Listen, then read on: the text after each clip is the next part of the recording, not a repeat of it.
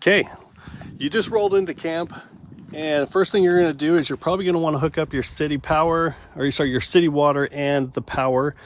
Thing to note, your connections for those are on the driver's side of the vehicle. So when you're pulling into the actual RV spot to park for the remainder of your trip, you want to make sure that you park with the water hookup and the power hookup on this side of the vehicle. So keep that in mind as you're parking. And let's go ahead and show you where your power cord and your water hose are. It's located in the back here. We keep those right inside this storage bin. This is your water hose, fresh water hose. Make sure that you keep this thing always as nice and clean, because this is your drinking water. And then your power cord's right in here also. So let's first do the water.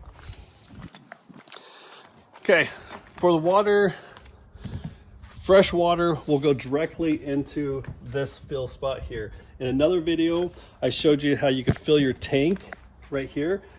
You can fill the tank with 27 gallons of water that you can access at any time and location with this vehicle. But if you are at an actual campsite that has access to water, you'll want to actually just bypass the tank, not even use that, and actually just hook the hose directly up to the city fill.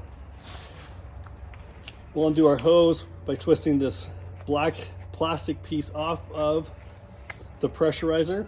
This is a pressurized valve. It'll maintain the pressure so it doesn't have too much pressure when it goes into the vehicle, causing damage to it. So we'll always want to leave this brass fitting on here. We'll actually connect this piece right into the vehicle. You can turn the black piece on the van here, or turn the actual hose, which is kind of tricky if you're trying to turn the hose. So I like to mainly turn the black piece that's on the van, get a nice tight fit in here. And then you'll take this hose, go connect it to the actual faucet at the campsite. Okay, the next thing you want to do is you want to hook up your power cord. We are running a 30 amp unit here, so you'll want to actually keep that in mind as you're hooking up the RV. Usually there'll be an option at the hookup at the RV park for a 30 amp or a 50 amp. You'll want the 30 amp.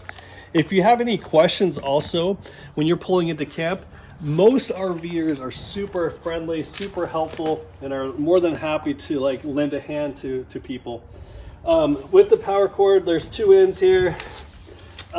This one is actually made to hook up to the vehicle. Has a nice little screw-on attachment, so you actually open this up, put this on. It only goes in one way. Push it in nice and firm, and then go ahead and tighten it with the little attachment here. And that's in there nice and tight. Next, there's actually this surge protector. This piece is what will actually plug into the RV park power source. So you'll plug this into the box first, and then you'll just plug your cord into the surge protector. Surge protector will just protect any surges in the power from damaging the van. So just once again, plug this into the 30 amp plug. Usually this will be the only fitting that will fit that. If you have any questions, just ask one of the neighbors there, or ask the park host or the camp host to kind of help you out. But once this is plugged in and you have power, this one up here will actually illuminate. I think it's a blue light, and that indicates that power is actually coming to the vehicle, and you'll have full power to run all of the equipment on board.